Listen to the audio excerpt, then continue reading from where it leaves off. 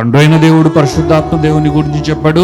యేసయ్య కూడా పరిశుద్ధాత్మ దేవుని గురించి చెప్పడం జరిగింది. పరిశుద్ధాత్మ దేవుడు దైవత్వములో ఒకడై ఉన్నాడు. పరిశుద్ధాత్మ దేవుడు దైవత్వములో ఒక వ్యక్తి, పరిపూర్ణమైన వ్యక్తి అయి ఉన్నాడు. ఎలాగైతే యేసుక్రీస్తు దైవత్వం యొక్క పరిపూర్ణత కలిగి ఉన్న సశరీరుడై ఈ భూమి మీద నివసించాడు, పరిశుద్ధాత్మ దేవుడు కూడా పరిపూర్ణమైన దైవత్వము కలిగిన వేరొక వ్యక్తి అయి ఉన్నాడు. కానీ ఆయన తండ్రి అయిన దేవునితో కలిసి, కానీ ఆయన యేసుక్రీస్తుతో కలిసి ఏకమై ఉన్నాడు.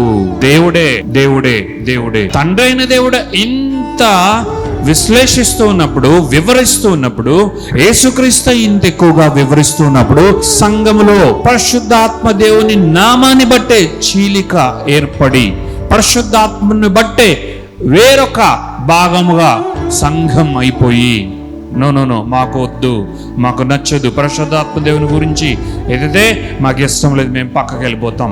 పరిశుద్ధాత్మని యొక్క శక్తి, బాప్తిస్మము, అభిషేకము అవి ఇవంటే మేము పక్కకి వెళ్ళిపోతాం.